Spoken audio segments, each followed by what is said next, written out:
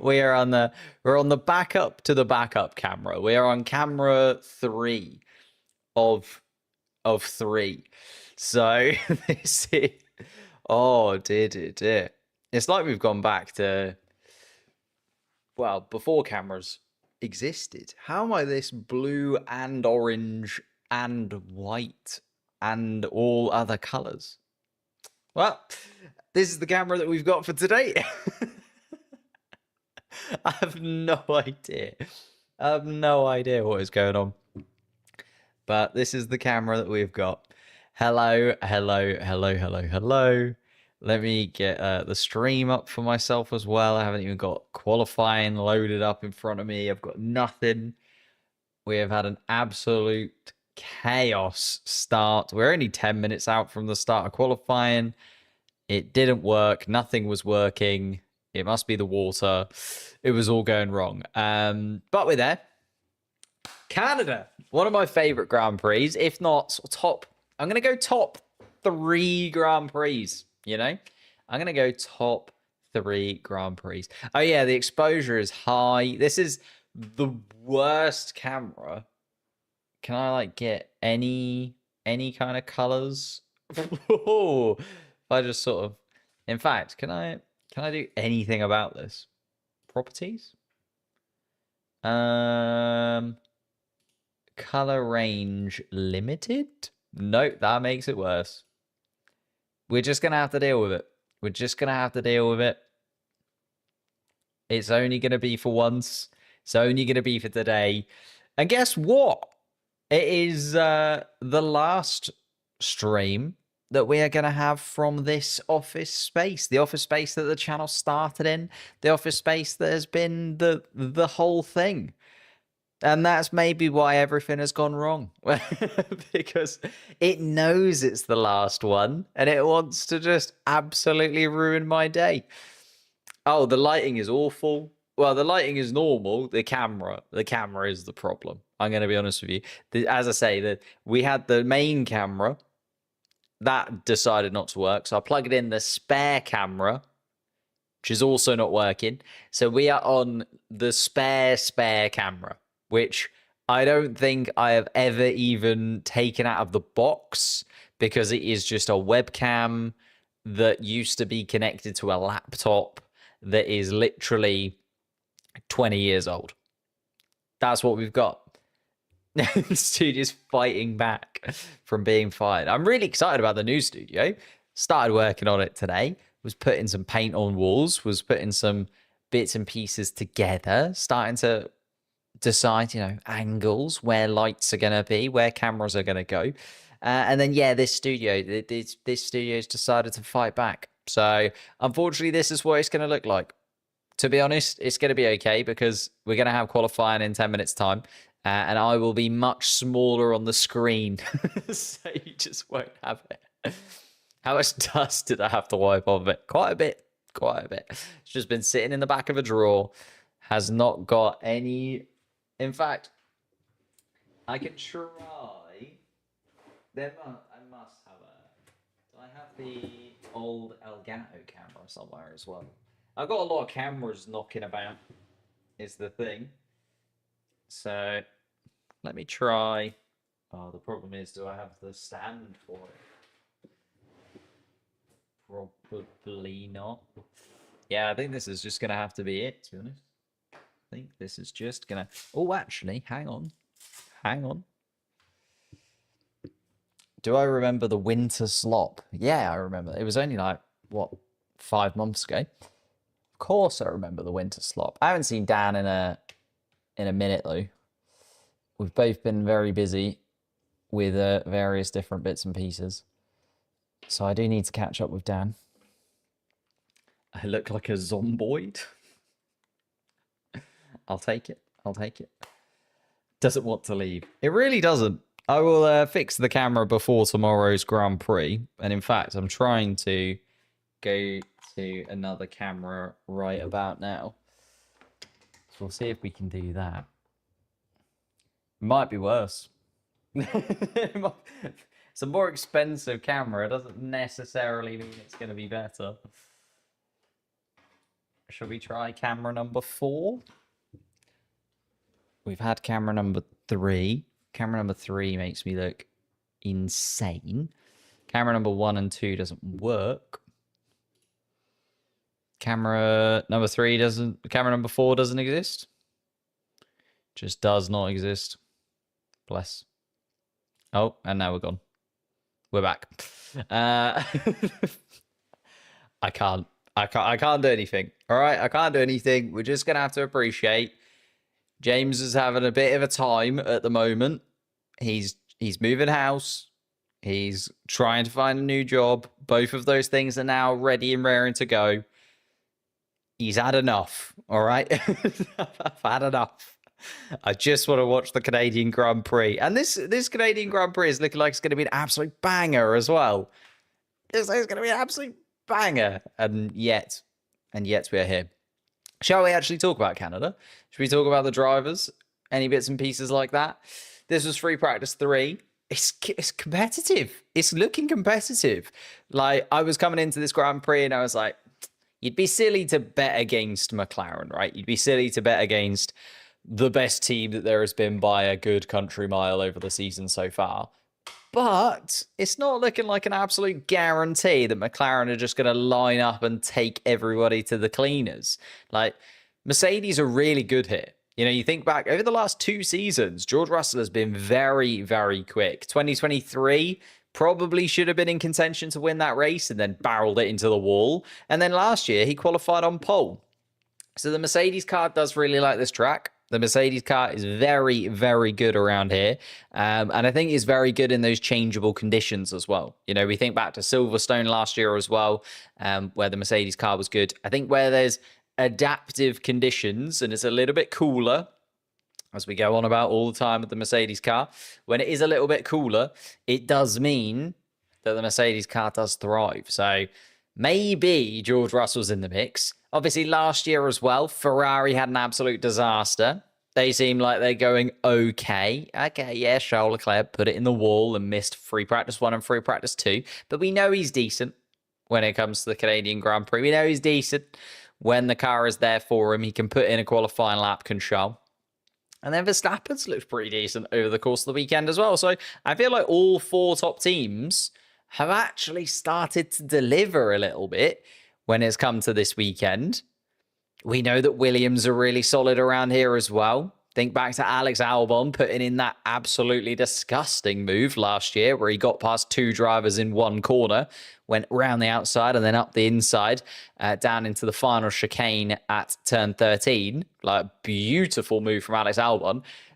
Williams have been competitive so far this year outside of Spain, where it was pretty much a disaster. And then I just feel like there's 4, 5, 6 teams that I'm really excited for this weekend. And that's what we want in Formula One. That's like the best thing to do. My camera's very overexposed. Oh, it's a disaster. If I put my hand close to it, it does things. If I take it far away, it just, the camera's bad. The camera's bad. We're going to have to deal with it. I will fix the camera after the stream. It's too late now. We're in. Is Stroll lining up? Stroll is lining up. Stroll has been in the car this weekend, had his surgery. It's very cryptic. I just feel like Aston Martin or Lance Stroll could have come out and just made a statement about it in any way. But instead, they were super cryptic about it. Like, Lance Stroll was hiding his hand in his t-shirt the entire time during all of the press conference stuff on Thursday. And it was just like, why are they being so weird about all of this? Surely you just come out. A little bit like, you know, when Carlos Sainz missed Saudi Arabia for surgery on his appendix, or when Alex Albon missed Monza a couple of years ago, again for the same thing. Just come out and be honest about it. But Lance Stroll just seems absolutely devastated that he needs to drive at his own home Grand Prix. Like, he was sort of saying the right things, but in the wrong tone. He was like, yeah, really love being back home in Canada. Really can't wait for another race here in Montreal. Can't wait to get back in the car. Obviously, having missed last week. It was just so boring from Lance Stroll. At the same time, I was just like, this should be the most exciting weekend of the year for Lance Stroll. This should be like his home race, right? It should be the thing that he is in the sport for, right? You're not in a car that's going to win races this season. So this should be like the most amazing Grand Prix for him and an opportunity to celebrate. But he just hates it. He hates his life, does Lance Stroll. Like, he just absolutely hates it. He did have a bandage over his wrist. Yeah, exactly. But that's what I mean. Like, why? I know he's got a bandage over it, but just address that. Just be like, yeah, the surgery went well. Surgery's all good. Like, it happened on Monday. I was recovering on Tuesday, Wednesday. Got the all clear from the doctors on Friday. Now I can race. Like, that would be more than enough detail from Lance Stroll. But he just gives us absolutely nothing. Absolutely nothing. And then hides it the whole time, which just makes me feel like it's some kind of big secret, even though we all know that he was going through the surgery. It's all just doesn't make any sense. I don't understand it. I just don't get Lance Stroll. I think he's so odd as a human being. Just not sure. Anyhow, we'll get into qualifying now.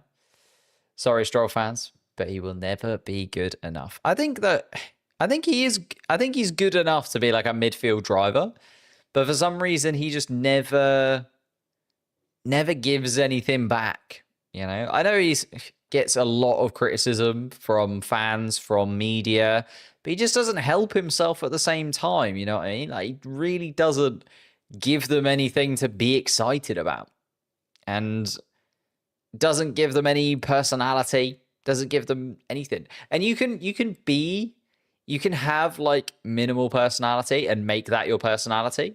Like, Max Verstappen doesn't really like the media stuff, but he kind of plays into it a bit. Or Kimi Räikkönen really hated talking to the media, but kind of played into that. You know, he made it a bit of a character. Lance Stroll hates talking to the media, but also has no character with it, has no like fun with it at any point ever. It's just really monotone. Why are there two streams? There should be one stream that is horizontal and one stream that is vertical, because YouTube now does two things, so I have to do two streams. Blame YouTube. YouTube now just, you know, basically pushes you to do that. Exposure level on my camera is too high. I can't change it. It is a webcam from like 1995. This is it. This is it for us. I can put a filter on it. That makes it worse. Can I do this? Oh my days. I can, yep, I can. Oh, maybe I can. No. Actually, can I turn the saturation down? Ooh, nope, now I'm just in black and white. There's nothing I can do. It's just now I'm just in the past, it feels. now I just look like I'm from a distant past. I'm in a dream that you had. Anyway, qualifying is starting. Should we actually move to qualifying?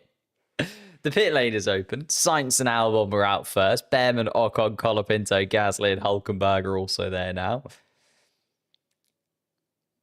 Rest in peace, flashback.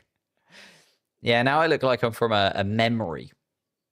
You know, like, is it Harry Potter, the second one? Where Harry goes, like, into the book and he sees Tom Riddle as a teenager at Hogwarts? I look like I'm in that. I look like I'm in the past.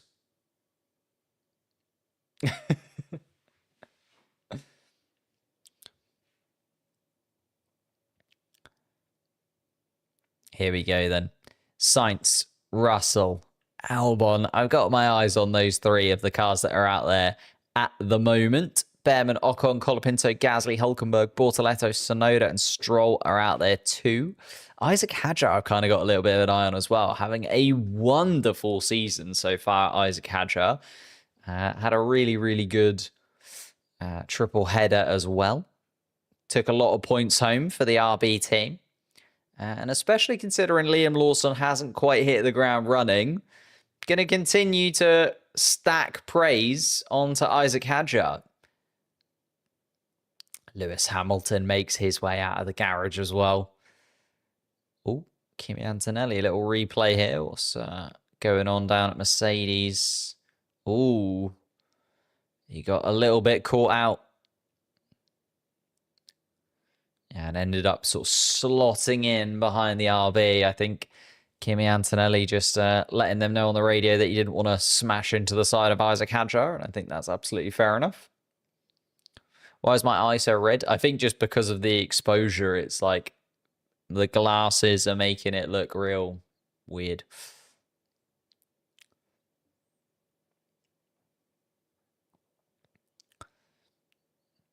I think George Russell might be a little outside shout here. It's a little bit warmer in Canada. 21 degrees, not the normal kind of mid-teens that we get. But I still think they're in with a little bit of a shot. Just because the Mercedes car does seem to like a chicane, and there's a good few around this circuit. George Russell does go purple of anybody so far in that first sector. Gasly and Colapinto top of the timing sheet at the moment. We've then got Sainz, Behrman, Ocon, Albon, Russell. Russell just coming towards it.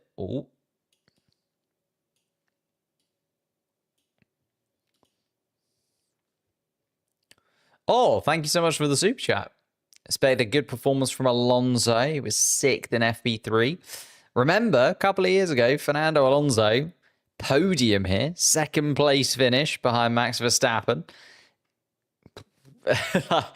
How far away that feels now. No points on the board so far this season. Oh, no, sorry. Fernando did score points in Spain. I forgot. Spanish Grand Prix is a bit of a blur. George Russell has gone top of the timing sheets, as I was expecting, considering those purple sectors were coming in. Ollie Behrman makes a little mistake down into turn 1 and just messes that up. Lap over for Ollie Behrman before it even really got going. And Lewis Hamilton has done exactly the same thing. So the two Ferrari-powered drivers, of course, Ollie Behrman looking at Lewis Hamilton's seat. Maybe, just maybe, there'll be a possibility for him to get into it into the future. Charles Leclerc gets a little tow from his teammate down that back straight. And then Leclerc is going to give Lewis Hamilton a tow also down towards turn 13, 14. Crosses the line to go 9th fastest to Charles Leclerc. That is not what we want to see from him at the moment. Quicker than Carlos Sainz, though. His old Ferrari teammate. Here comes Lando Norris for his first flying lap of the session. Oscar Piastri, his teammate behind, just crossing the start-finish line now. Still waiting for Norris, Hamilton, Alonso, Piastri, and Verstappen to set real lap times. So it's not looking good if you're Gasly, Ocon, Colapinto, Behrman, and Lawson, is it? Those 5 looking very likely to drop into the bottom 5 in this first qualifying session. Lando Norris then 51 seconds through that second sector. A 1:12.5 from George Russell, the current top time. Just a 10th quicker than his teammate Kimi Antonelli in second. Franco Colapinto improves to go 3rd fastest. So does Pierre Gasly. He's up to 5th. So Norris coming across the start-finish line now. Where can he slot himself into? Just behind the 2 Mercedes cars. The best 3rd sector of anybody we've seen so far in this qualifying session from Lando Norris, but not able to match Russell over the whole lap. 10th and a half adrift. Oscar Piastri has gone quickest in the 2nd sector to then go 2/10ths quicker than George Russell as well. So Oscar Piastri goes to the top of the timing sheets for now. Drops Carlos Sainz into the bottom 5. Hamilton still in there as well. Carlos Sainz improves up to 7th. Ollie Behrman drops into the bottom 5 places. Fernando Alonso has just gone quicker than anybody through the first sector. Here you go. Here's your Fernando Alonso flying lap, GameStar. We are on for a beautiful one if he keeps this going. It's not a bad middle sector at all from Fernando Alonso either. His teammate Lance Stroll has gone 2nd fastest. And is this Aston Martin's time to shine? Here comes Fernando Alonso across the start-finish line. It's 3rd fastest from Fernando, but he was on a set of medium tyres, was the Spaniard. That shows that he is absolutely flying around the streets of Montreal. Charles Leclerc looking to improve. He's down in 17th place. All 4 of the Ferrari-powered cars in the bottom 5 at the moment. Ocon, Behrman and Hamilton sit behind Leclerc. Max Verstappen still yet to set a flying lap time. Here comes Charles Leclerc to improve, and improve he does. 2nd fastest behind Oscar Piastri. Still a 10th and a half away from the Australian. Yuki Tsunoda is now down in the bottom 5 again. I didn't realize that Charles Leclerc improving would drop Yuki Tsunoda into 16th place. Surely it can't be. A year on, by the way, from when Yuki Tsunoda was given an extension at RB due to his insane start to the season inside of that Racing Bulls car. How 12 months can change. He's got that jump up into the main team after being snubbed for Liam Lawson initially during the winter break. And since then, it has been an absolutely torrid season for Yuki Tsunoda. He's really struggled inside of that Red Bull and trying to adapt to it. Yuki Tsunoda down in 16th place, and Max Verstappen surely is only going to make it worse as he comes around the 2nd sector with a 22.8 through the 2nd sector, a 20.2 through the 1st sector. Verstappen is going to get himself clear of this bottom 5 if this final sector is anything to go by. Lewis Hamilton has also just improved up to be 2nd fastest of anybody. And here comes Max Verstappen to go top of the timing sheets by 0.06 of a second. And of course, Piastri running wide. Tsunoda does have a 10-place grid penalty, but even so, you don't want to be starting, 10-place grid penalty, fine, but you still want to qualify well. You still want to show that you've got pace, especially if you're in Yuki Tsunoda's position, where he's had such a horrible start to the season. I think he just needs anything right now, any kind of positivity to push at least one positive, right? One positive is all we need from Yuki Tsunoda's Grand Prix weekend.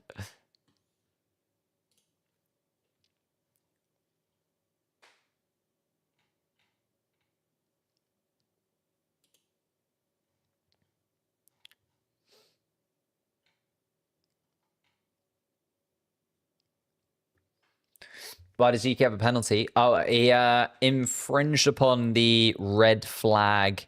It's a red flag infringement from Yuki Tsunoda. He overtook under red flag conditions during free practice 3. So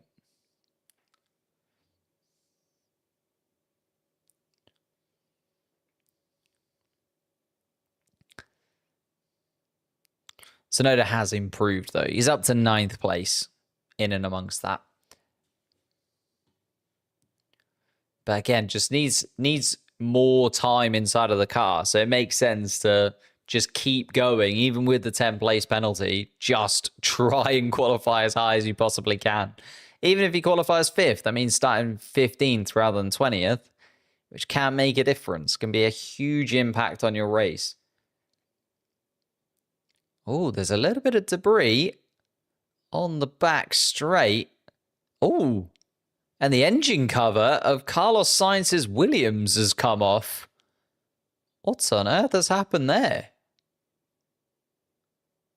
Oh my goodness me, it's the entire left-hand side of the car has come off of... Oh, it's Alex Albon's Williams car. What's happened here? It just completely obliterated itself. That is going to have to be a flag, surely. There is a lot of debris down that back straight. How does that even happen?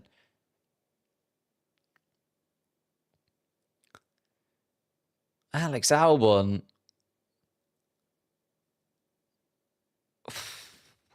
I mean, they will have a spare engine cover. There is the red flag, as we were expecting. 5.5 minutes to go. Alex Albon's car, yeah, is effectively naked. The entire side pod and engine cover on the left-hand side of the car just tore itself off.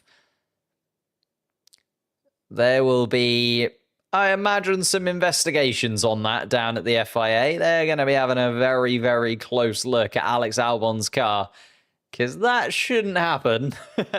And whatever they've done there is a little bit odd from Alex Albon, to say the least.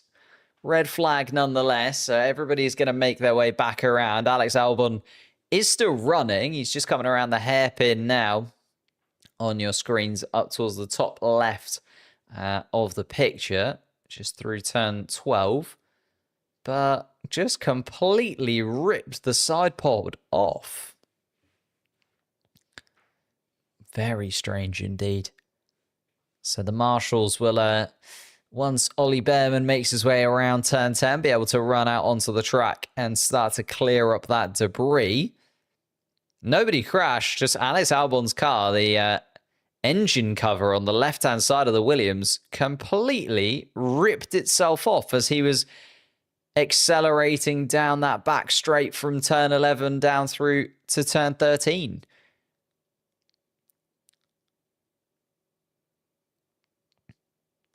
Maybe a little bit of damage that's just opened up something. Was there a screw loose? I don't know. We'll have to wait and see. It'd be really interesting to hear from the Williams team after this session as to what happened there. Of course, they have got a spare engine cover, so I think they will be able to repair that and put the engine cover, or the spare engine cover, on Alex Albon's car. They have only got 5.5 minutes left, though, and Carlos Sainz and Alex Albon are both down into that bottom 5. Not what I was expecting this weekend, especially considering how well Alex Albon has gone here over the last couple of seasons. Of course, just because you've gone well in the last couple of seasons doesn't mean you're absolutely guaranteed to do well again, but just feels like the Williams car does suit this track. Seems like Albon likes this track as well. But the marshals are out. The red flags are still being waved. The debris is being picked up. And there's just one marshal left out on track, picking up the last of the carbon fiber that is strewn across the racetrack. Seeing that replay again. Is there any kind of bobble or anything that he goes up? There's literally nothing. Absolutely nothing. Just going down the back straight. Comes around turn 11 through turn 12 and then just loses it.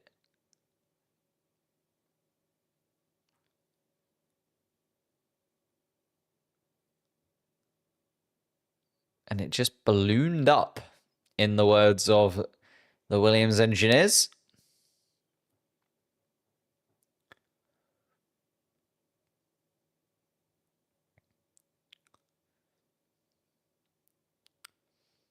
They have got a second engine cover. It's going on to Alex Albon's car. So Albon fans, don't worry. It does feel like we will see the Williams car back out on track. We've got a green flag as well once again. 5.5 minutes left on the clock. Sainz, Gasly, Albon, Behrman, Hülkenberg, the 5 drivers that need to improve.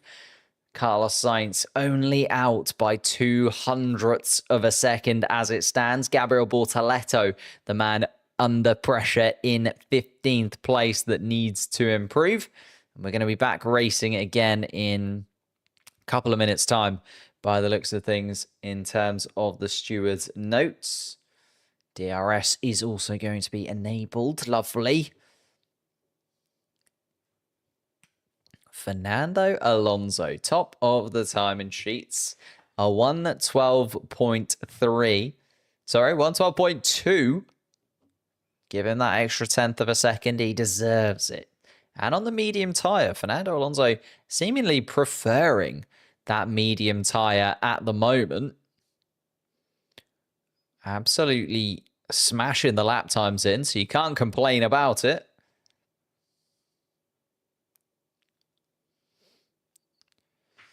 Anything major happened? Alex Albon's car just decided to disintegrate itself, effectively. Not to the extreme where he is out of the session or anything.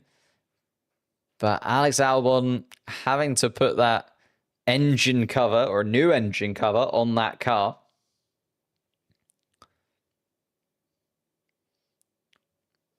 And the driver's already waiting in a queue in the garage.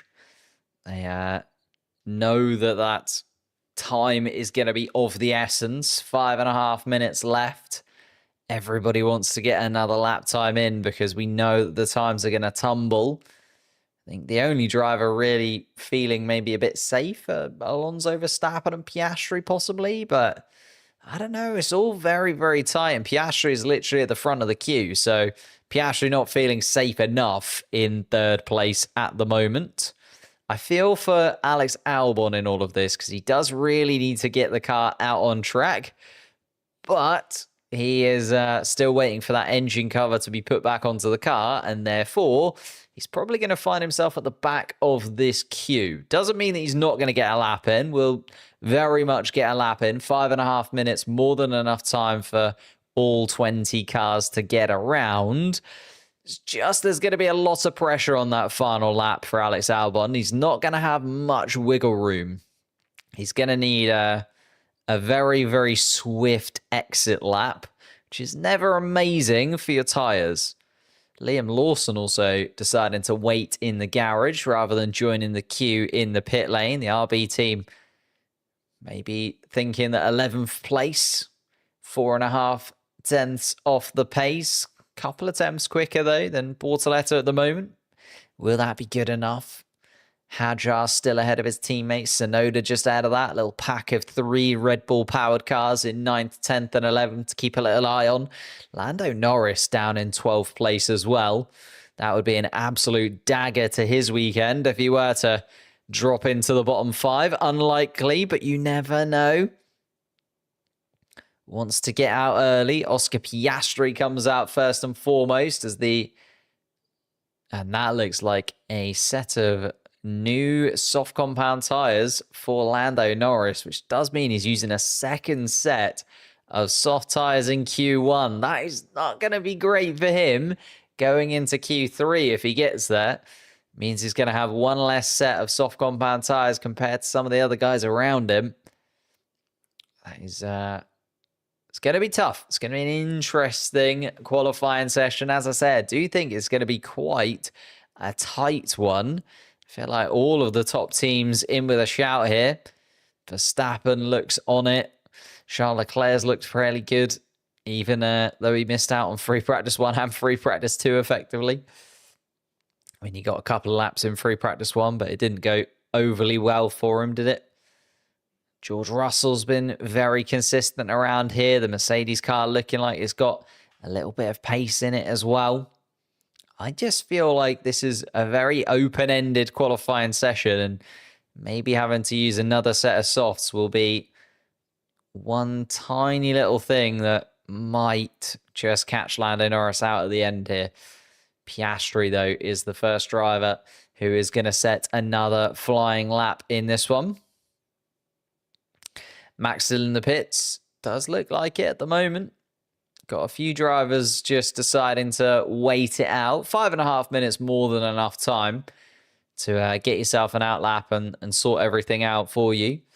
Alex Albon still yet to make his way out of the garage, as well as the man in the bottom 5 who is not out on track. Behrman and Hulkenberg are actually side by side. They're just in front of Oscar Piastri. Lando Norris has just gone fastest of anybody through the first sector. A 20.0 from Lando Norris through that first part of the lap. But yeah, Behrman and Hülkenberg are both out. Carlos Sainz has just made his way out of the garage as well. He's actually catching up to the back of Bortoleto. Gasly is on a flying lap.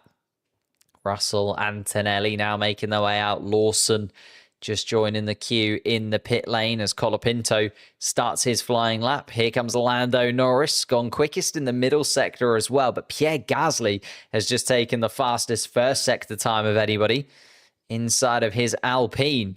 Maybe Alpine are in the mix as well this weekend. It really does feel like it's to and fro. Anybody could chuck up a decent last time. And we know that qualifying has been so crucial over the course of the 2025 season so far. Lando Norris, though, goes quickest by 1/10 of a second. He's the first driver to get into the 111.8s. His teammate also in the 111.9s.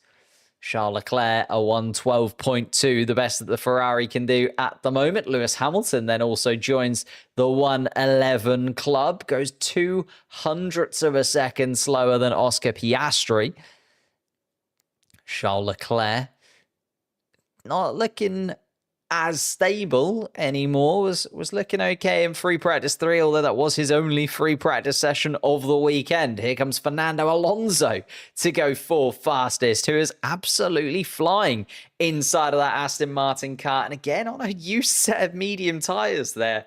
Fernando Alonso, I wouldn't keep an eye on Fernando Alonso going into Q2 and Q3. Just seems to have found something a little bit different this weekend, the Spaniard. Here comes Isaac Hadjar, 12th fastest at the moment, 3.5 down on Lando Norris's time through the middle sector. A little bit of traffic to contend with as he makes his way out of the hairpin. Alex Albon ahead of him as well to give him a little bit of a tow, as long as Alex Albon doesn't lose his bodywork again down that back straight. Looks to be all okay inside of that Williams car. Isaac Hadjar across the start-finish line, and it's 3.8 tenths and 5th fastest for Isaac Hadjar. Sonoda only goes 9th fastest of anybody. Ollie Behrman looking to improve in the bottom 5. Gabriel Bortoleto is down there after Gasly improved on his lap time. Bortoleto down in 16th place. Sainz, Albon, Behrman, and Hülkenberg, the other 5 that need to improve. 1.3 seconds between the whole... That's what I mean. There's so many cars this weekend that just look like they could deliver something. Oh, Ollie Behrman, a little mistake through turn 13. And that's not going to... Well, it gets him up to 11 fastest at the moment. But it might not be the perfect lap for Ollie Behrman. Although there's actually not a lot of lap time left. Behrman might just about be safe as Nico Hülkenberg can't go quicker than him. Esteban Ocon also gets his Haas only up into 14th place. Here comes Alex Albon after fixing that Williams car. It's a pretty decent first and second sector from Alex Albon. Surely going to get himself out of that bottom 5 by a considerable margin. Does. 6th fastest from Alex Albon. That's what we were expecting from the Williams. And here comes Carlos Sainz. Not good enough. Not good enough from Carlos Sainz. Neither is the Gabriel Bortoleto lap. Bortoleto and Sainz dropping out. Lance Stroll also on a lap, I think. Yeah, just making his way towards the hairpin. Is he on a flying lap, Lance Stroll? I can't actually see. Where is he on my timing sheets? No, he is not. Lance Stroll is not on a flying lap. Here comes Max Verstappen to go 5th fastest. And I don't think Liam Lawson is on a flying lap either. No, he isn't. So that is it. Bortoleto, Sainz, Stroll, Lawson, and Gasly. So Stroll nowhere near the pace of Fernando Alonso in this. Carlos Sainz will be disappointed. That Williams car showing good pace once again in the hands of Alex Albon. Bortoleto is out. Hülkenberg is through. In fact, we have 5 cars from 5 different teams inside of that bottom 5. This is looking like it's going to be such a tight weekend. 0.8 of a second split the entire field. Oh.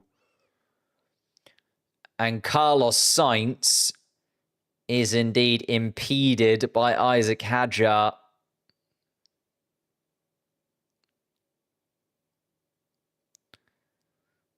And I think he was on a... Yeah, Carlos Sainz is going to make a little case there. Isaac Hadjar does get quite in the way of Carlos Sainz, and that certainly cost him a 10th or 2. Ooh, that could be a little bit of a disaster for Isaac Hadjar. We know that we know that Yuki Tsunoda in that second Red Bull has already got himself a 10-place penalty. I think there could be a penalty coming for Isaac Hadjar there as well. 20 cars split by less than a second. This is what we want. This is the Formula One we have been waiting for. My goodness me. What a first session that was. Look at the gap between Bortoleto and Ocon. 7 thousandths of a second.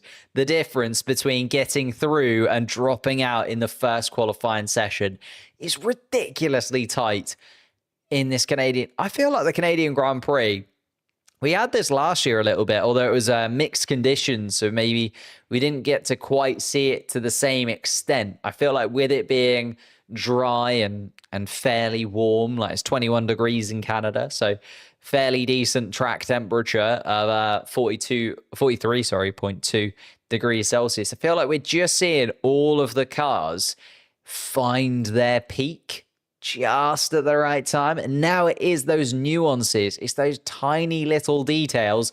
It is those fractions of a fraction of a second that are creating, well, the difference between pole position and Gabriel Bortoleto being out of it.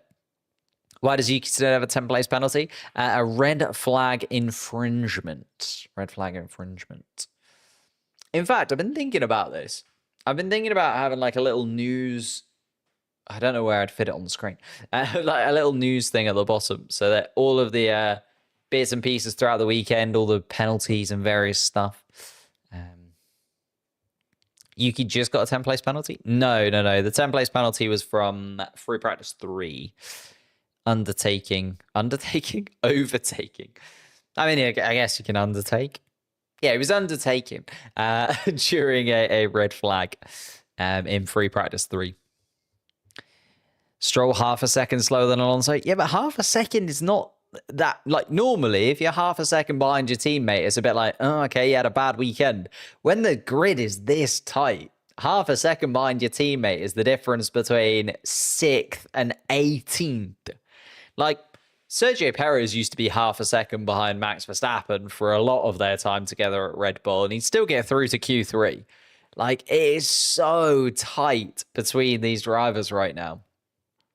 Norris and Piastri separated by a 10th as well. Hamilton within that 10th. Leclerc, a couple of tenths. Verstappen, 2 tenths. Alonso, 2 tenths. Russell, 2 tenths. Albon, 2 tenths. Like, it's just so tight. I honestly don't know if you can pick it. Like, if you had to guess the 10 drivers that are going to get through into Q3, of course you'd gamble on, you know, your McLarens, your Mercedes, although Kimi Antonelli down in 11th place, your Ferraris, Max Verstappen. But I don't know. Alonso's looked really swift. Albon, we know, goes well here. Hadjar's having a brilliant season so far. Colapinto's just put in a 10th place in a weekend where he really needs to step up, because that triple header for Colapinto was absolutely disastrous. I know he was kind of thrown in before Imola and didn't have a lot of time to adjust, but needs to show it now. Does Franco Colapinto? Behrman's in there. Ocon's in there. Hulkenberg off the back of his best race of the season.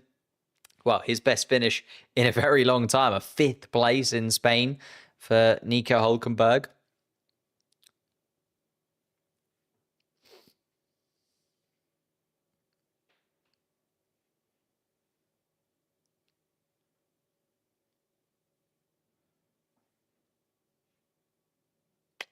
James Vowles being fairly fairly pragmatic as ever inside of the Williams garage. Obviously saying Hadjar will likely get a penalty for impeding, and I feel like that is true. But Carlos Sainz is now out. Carlos Sainz would have been through, by the way. That would have been Esteban Ocon in that bottom 5 instead of Carlos Sainz. He was going very well indeed before getting impeded by Isaac Hadjar. Has Hadjar gotten a grid penalty for impeding Sainz yet? Not confirmed, but likely to be 3 place, maybe 5 place if they're feeling really harsh. As say Yuki Tsunoda, we know has got a 10 place.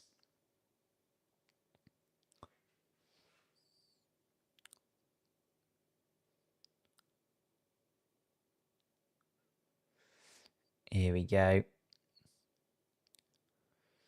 We are back underway once again, and Max Verstappen looking like the driver who wants to get us underway in this one.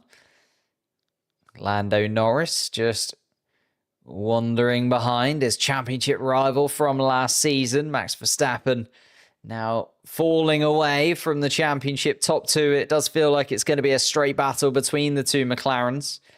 But you never know. Never count Max Verstappen out too early. Still a long way to go in this season. Just round 10 of 24 here in Canada. And Piastri leading the championship is 3rd in this gaggle of cars. Franco Colapinto getting himself out and about as well. Up into the top 10 in Q1. Can he remain there and get himself through into Q3? That's what we have to wait and see. Fernando Alonso also going incredibly well. Behrman and Ocon making their way out on track. But let's keep an eye on Verstappen then as he is making his way round turn 10. The hairpin then leads you through 11, down that back straight, all the way to 13. Swift chicane, just careful of the Wall of Champions. Well, I can't remember the last champion who actually went into the Wall of Champions. Does anyone know the last champion to hit the Wall of Champions? Because I don't think Verstappen has. I don't think Hamilton has. Rosberg? Has Rosberg ever hit the Wall of Champions? I suppose he would have done before. Maybe he would have done before he was a champion, but I don't even know if he has. Who was the last champion to hit the Wall of Champions? There you go. Here's a little bit of trivia as we watch Max Verstappen set the standard in the first part of the lap with a 19.8.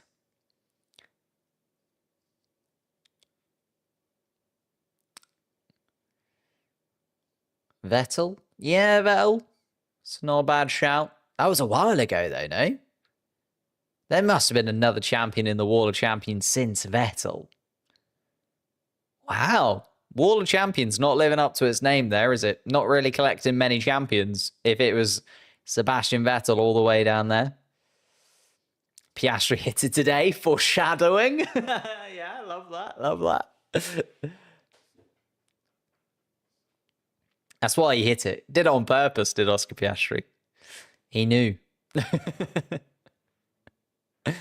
Here we are then. Max Verstappen sets the standard at 111.6. I was not expecting it to be that. And Lando Norris almost matches it perfectly. A 111.6 as well. 0.04 of a second adrift. Here comes Oscar Piastri then. And goes 0.07. It's within 1/10 of a second. Again, that top 3 is so tight. Could be anything between them. They've all got a fast sector. Verstappen fastest in the first sector. Piastri fastest in the second sector. Norris fastest in the third sector of the times that we saw them put in there.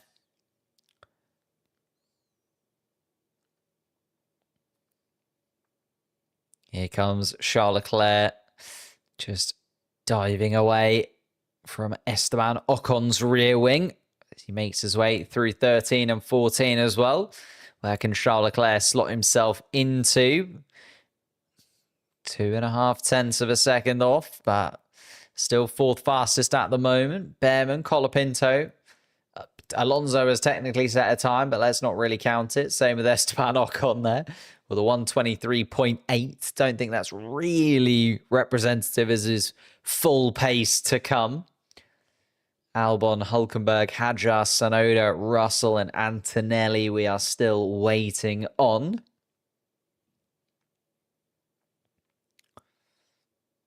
Hülkenberg hit it. That's very true.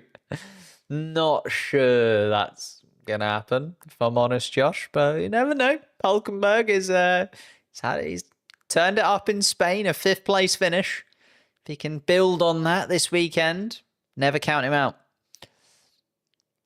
Fernando Alonso, though, on a flying lap now. Soft compound tyres onto that Aston Martin car. Favoured the mediums in Q1, did Alonso, and was putting in some stunning lap times. Let's see what he can do on a pair of softs. 6th fastest, slots in behind the 2 Ferrari cars, but good chunk of time ahead of the rest of the other midfield pack at the moment. Behrman and Colapinto both 7/10 off the pace at the moment. Esteban Ocon a second of it. Remember, only 8/10 separated the entire field during Q1, so every millisecond matters at the moment. Yuki Tsunoda will know that more than anybody. 10-place penalty for him, but if he can get himself through to Q3, at least guarantees himself, well, not quite guarantees himself, but more than likely guarantees himself not starting from the absolute back of the pack. Albon 1.2 seconds off the pace, darts into the pits. Nico Hülkenberg, again, not a representative time as of yet. So we're waiting on Hadjar, Tsunoda, Russell, and Antonelli. Tsunoda, not bad middle sector from him. Needs a little bit more.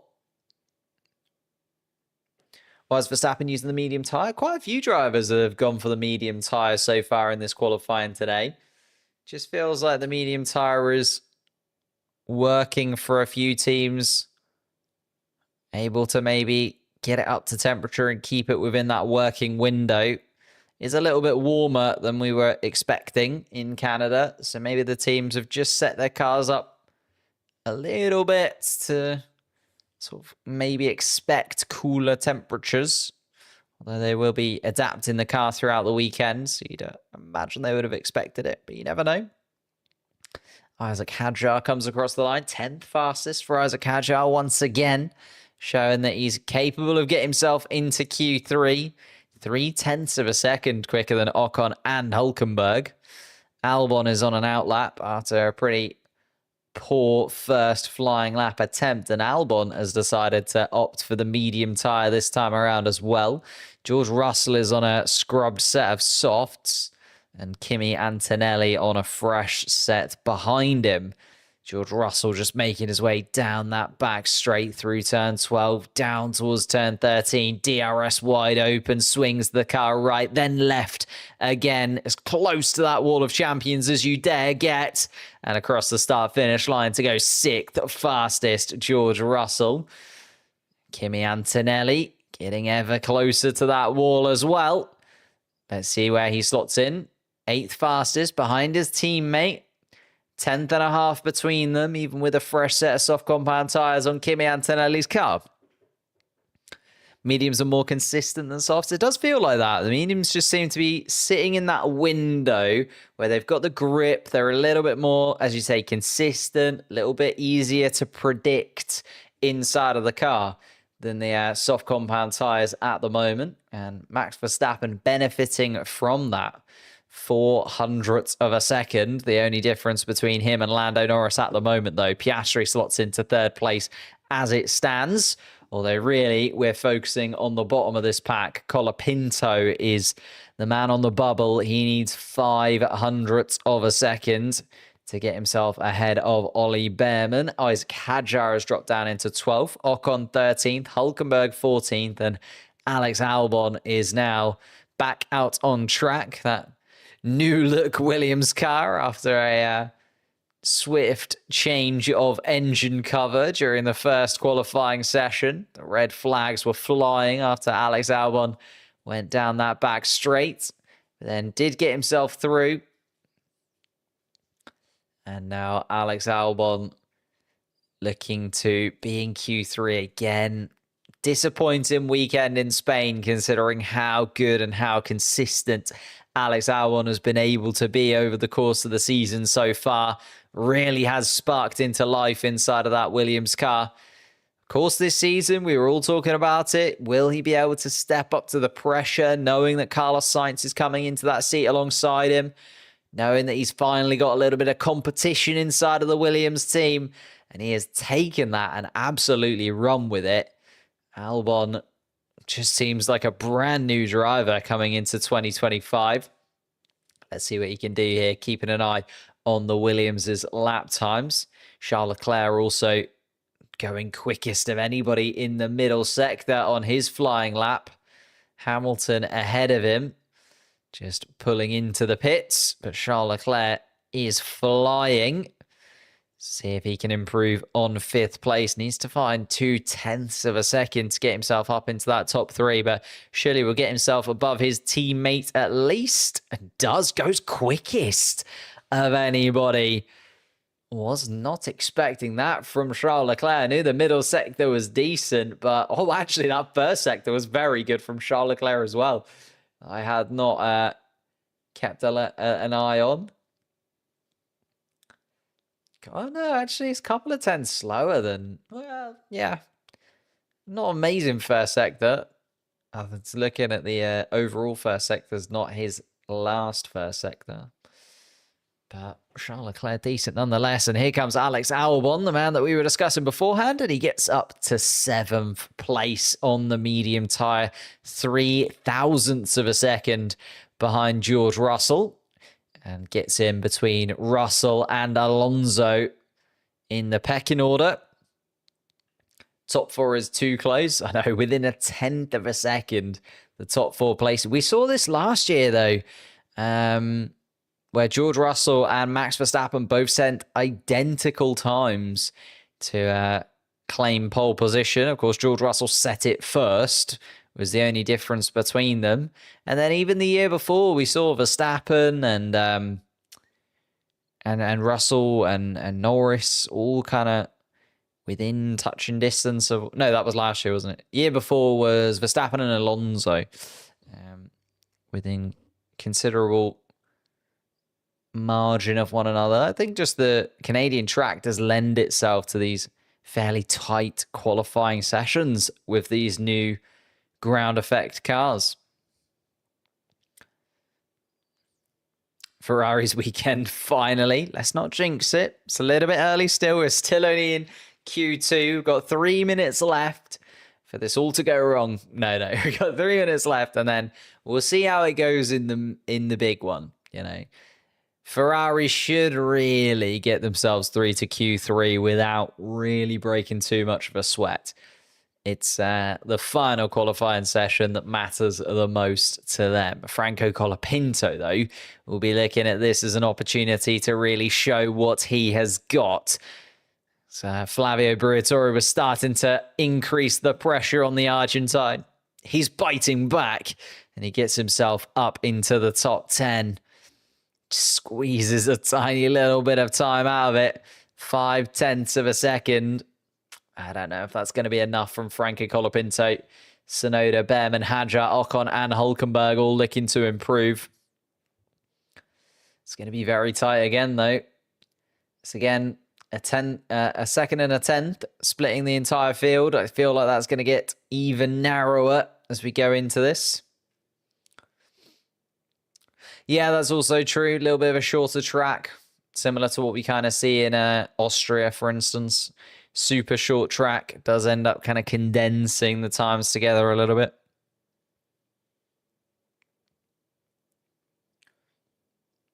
And Fernando Alonso has not had a fun time during that first sector. He's 8th fastest at the moment. Maybe just going to back off a touch, the Spaniard, and recharge the battery, reassess the damage, and go again. Tsunoda, personal best in the first sector. Tsunoda's improving. Hadjar's improving. They're all going quicker.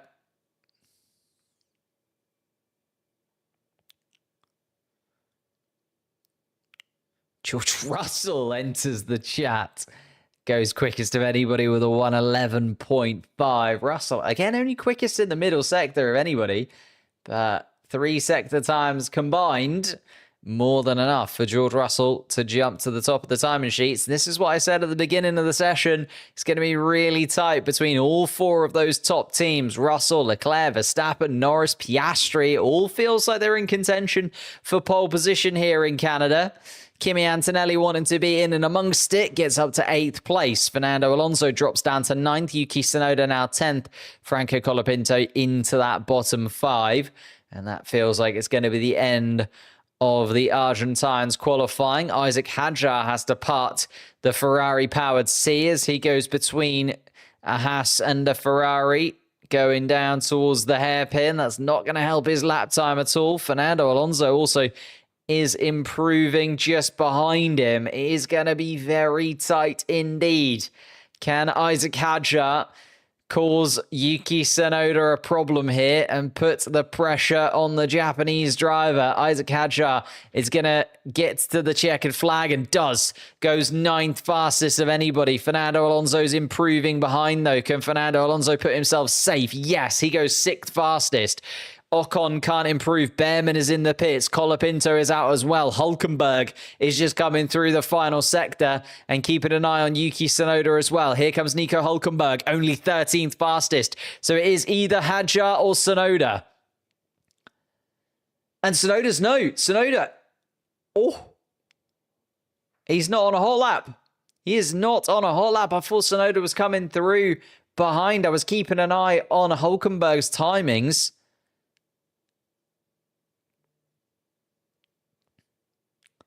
And George Russell jumping the queue in the pits by the looks of it. Ooh la la. Isaac Hadjar once again rubs salt into the wound, doesn't he? Liam Lawson down in 19th place. Yuki Tsunoda out in Q2. And who's the other Red Bull powered car in the top 10? I'll give you one guess. Ooh la la. It is Isaac Hadjar. Goodness me. Kimi Antonelli also makes it through, doubling up with the Mercedes cars inside of the top 10. Alex Albon. If I was going to put money on one of the midfield cars getting through into the top 10, not just because Alex Albon is having a stunning season, but also because Alex Albon has been ridiculously quick in Canada over the last couple of seasons as well. He's in there. Fernando Alonso has managed to slot himself into that top 10 as well, ahead of Lewis Hamilton. And then it is that top 5. Put your bets in now, because I have absolutely no clue who this could go to. A 10th separates 5 drivers in there. Piastri, Verstappen, Leclerc, Norris, and Russell. If this is what we are looking at in terms of qualifying pace, tomorrow's race could be absolutely lightning. It could be ridiculous. We could have 5 drivers, 4 different teams, 5 different drivers running for the win. Oh my goodness. What an incredible, incredible Canadian Grand Prix that would be. Where's Carlos? Unfortunately down in 17th place after being impeded by Isaac Hadjar. So much as I'm giving Hadjar a little bit of praise, it does feel like there's going to be a penalty on top of that. So Hadjar, if he does qualify 10th, will probably start 13th. So keep an eye out for that. The Frenchman not yet received the penalty. And in fact, is it on the investigations there, anybody? Investigated after the session, of course. I don't know why they do this in qualifying. Nothing ever gets actually investigated at the time. Look at how many investigations there are. They are all to be investigated after the session. That's what this little magnifying glass with an arrow means. It means it's going to be investigated after the session. Look at how many there are. Do they actually investigate anything during the session? Just absolutely pointless. Anyway, Isaac Hadjar versus Verstappen. Says system. It is the battle of the 2 fastest Red Bulls. Arvid Lindblad has a super license now. Very true. He got the dispensation needed to get his super license early. What does that mean for Liam Lawson's career? What does that mean for Yuki Tsunoda's career? You know, what happens what happens there. It does feel like they do want to put Lindblad into one of those seats sooner rather than later. I was debating doing a video on that, but then I got the keys to my new house. So maybe next week. Maybe next week. Little video about Arvid Lindblad. Because I do think there's quite a few different scenarios where Lindblad could play quite a pivotal role inside of the Red Bull driver market. Especially if Max Verstappen doesn't elongate his contract with the team beyond 2028.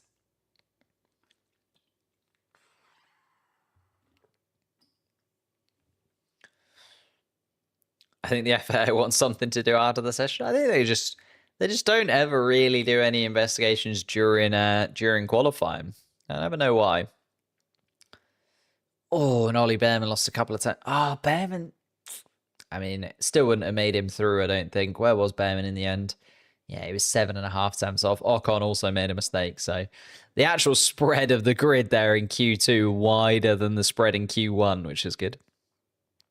$100 bet on Alonso pole. I think, of the drivers there, I know he's 6th fastest, but just look at the lap times. It would win you $3,566. That is insane. I mean, maybe it was just worth a gamble then, no? No. Don't gamble. Do not gamble. It's not good for you. The house always wins, etc., etc.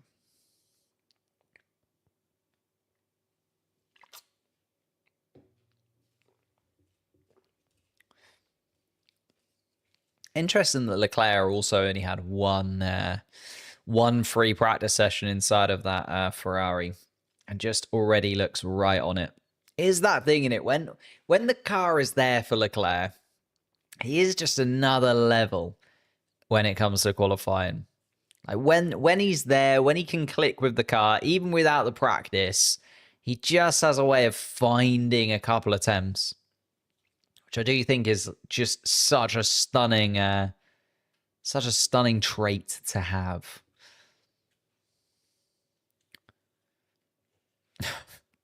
Looking at a little jet boat going past the Canadian Grand Prix circuit. Isaac Hadjar getting used to this at this point, surely. Isaac Hadjar just watching and waiting as he goes through another Q3 session. Don't worry, guys. I'll be the 2nd fastest Red Bull again. No worries. I'll keep it going. Need that 2nd seat beside Verstappen, do you? You've got my number, Helmet. Lewis Hamilton makes his way into the pit lane. Zhou Guanyu there with the Ferrari team this weekend. Do wonder if we'll get to see him in Formula One. Little links to Cadillac being talked about for Zhou Guanyu for the future. Obviously, he has that Chinese backing, and quite a bit of money could go their way if they do need the finances to get that Cadillac team up and running, starting, of course, next year. So I think Russell is grabbing pole again. I mean, he's quick around here, and the Mercedes car, as I said, over the last couple of years has just been good here. Russell grabbed pole last year, although absolutely nothing between him and Max Verstappen. Literally nothing between him and Max Verstappen last year when it came to that battle for pole position. And everybody, well, as I say, I have no idea here. I think it could be anyone in that top 5. The nabs pole position. I think it's going to be milliseconds of milliseconds that are going to get you this top spot. Russell, Norris, Leclerc, Piastri, Verstappen, maybe even Hamilton in the mix as well. Russell is the Saturday man. I think that's almost the nickname.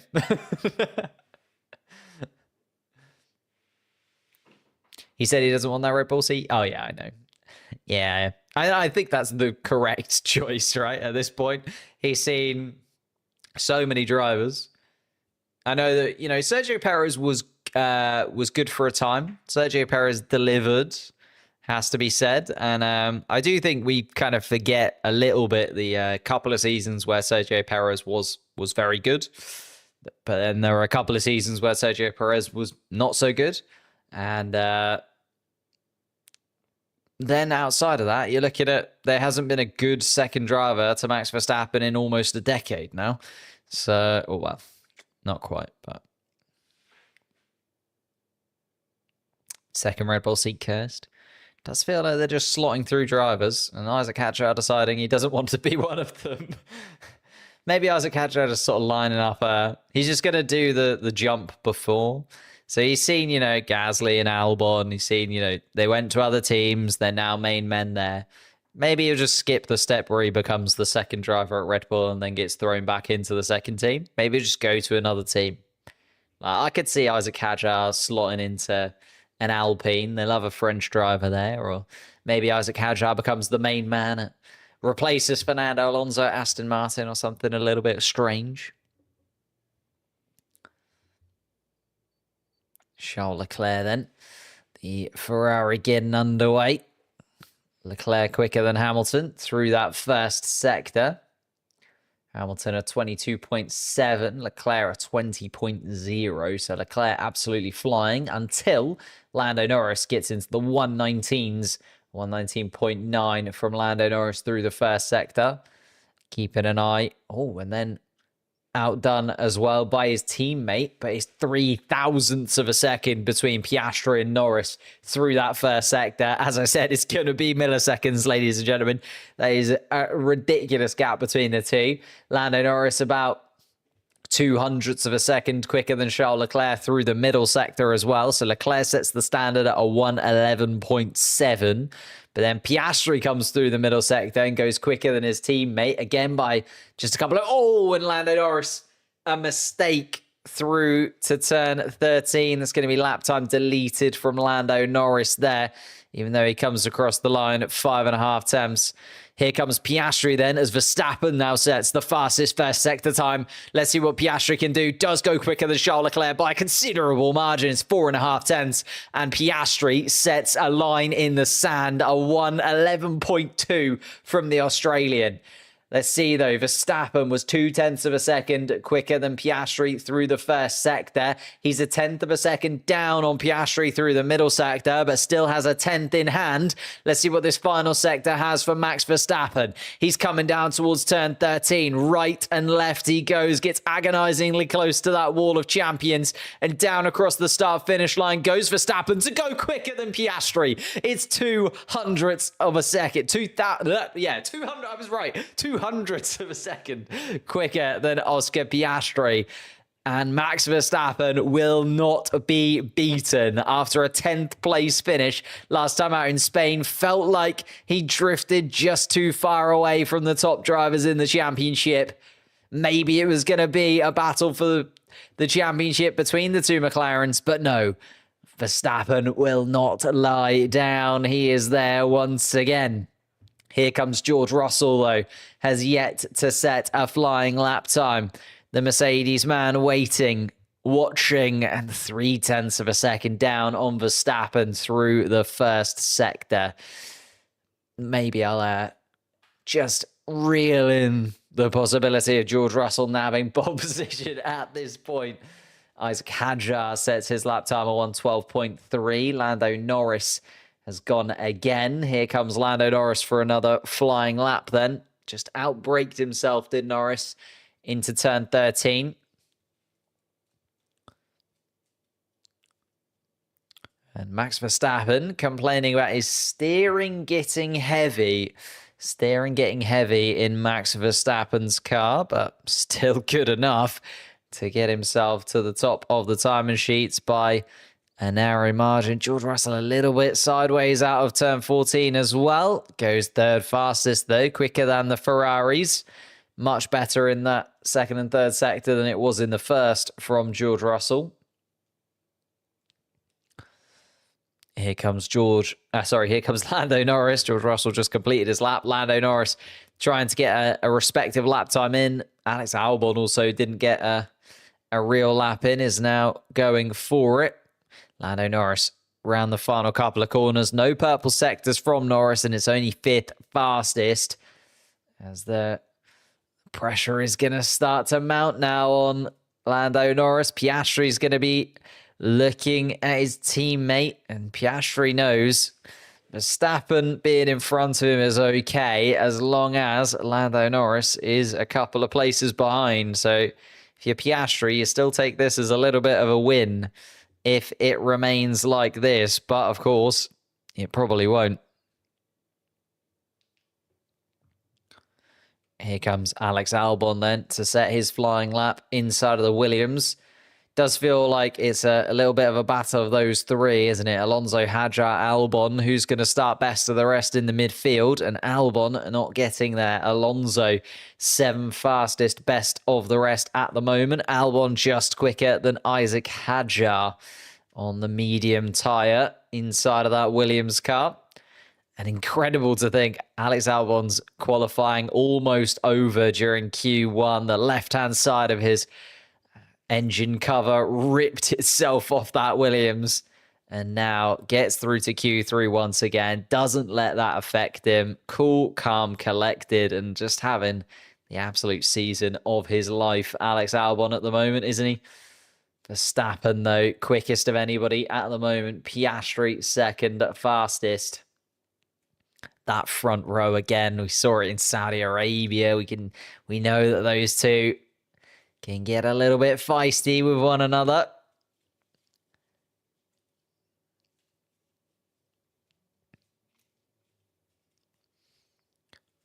Verstappen on mediums for those final 2 laps.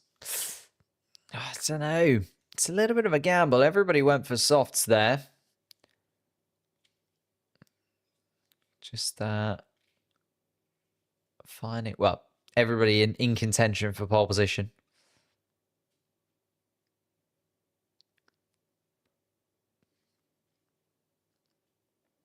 Alonso missed the trick and is using softs.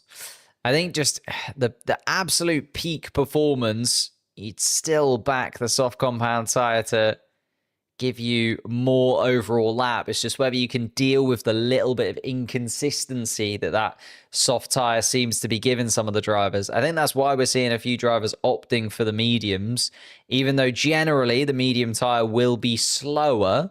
If you can get more pace out of it because it's more consistent and therefore more predictable, is kind of your what you would lose in the unpredictability of the soft tyre, you're kind of gaining in the predictability of the medium tyre, even though the soft content tyre is quicker. All of that, there's a lot of words in there, but hopefully you got what I mean. Alonso is on the mediums though. Hamilton also out. Leclerc too. Oh, and we've got McLaren. It is Piastri was in front of Norris in the queue. I was wondering which of the 2 McLarens was going to come out first. It is Oscar Piastri, then Lando Norris, and then Max Verstappen. So Alonso going early with it. Hamilton just slowing down a touch around the final couple of corners. And Charles Leclerc making his way through turn 8 and turn 9. Here comes Alonso, goes 4th fastest.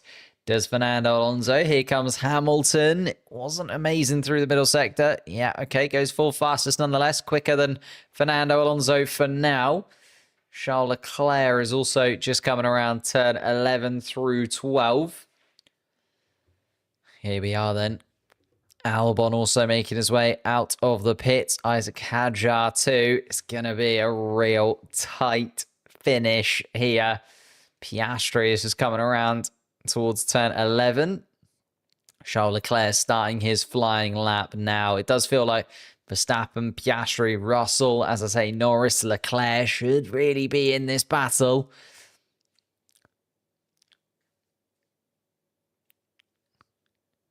Lando Norris being told, just stick to the line. Oh, Charles Leclerc. Oh, Charles Leclerc gets all out of shape in that middle sector. It's all fallen away. Charles Leclerc was quickest of anybody through that first sector and has given up on the lap. That is a real tough bitter pill to swallow for Charles Leclerc there. Very swift through the first sector and then lost it all through the middle part of the lap. Just could not get the grip through 5, 6, and 7. Piastri and Norris, good first sector times, but not the fastest we've seen today. Lando Norris is about a tenth of a second quicker than Piastri through the first sector. Piastri then also not an amazing middle sector from him either.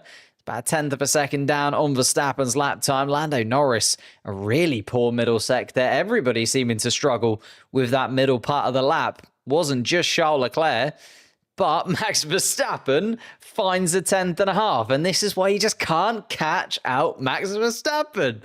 Here comes Oscar Piastri to improve his time. Quicker in the final sector. He's found a tenth of a second, but I just still think Verstappen's to go. Although George Russell has just gone quickest of anybody in the middle sector. Here comes Lando Norris. Is he going to improve? No. It's poor from Lando Norris.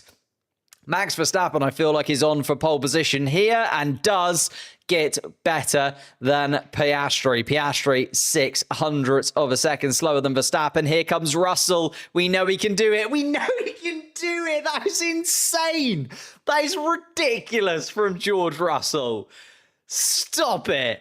A 110.8 from... Oh my goodness me. George Russell, take a bow. Russell on pole, fastest in the middle sector, a stunning lap from the Mercedes man. He's done it again. He's done it again. George Russell just comes in, sneaks under the radar, and nabs another Canadian pole position. He loves it here in Montreal, and Montreal loves him. Is delivering pole position after pole position. Can Russell turn this into his first victory of the season? Verstappen just behind in second. Piastri leading the championship, but starts from third place. Kimi Antonelli starting from fourth. That is a very, very solid qualifying session from Kimi Antonelli, considering his season so far. Has started to dwindle a little bit after that pole position, didn't it? 2 DNFs in 3 races and a 20th place finish was not the triple header that he needed in Imola, Monaco, and Spain, but starting from 4th place nonetheless. Hamilton starts ahead of his teammate, was not expecting that, but as I say, Charles Leclerc just got it all wrong through turn 5, 6, and 7. And it's the dirty air.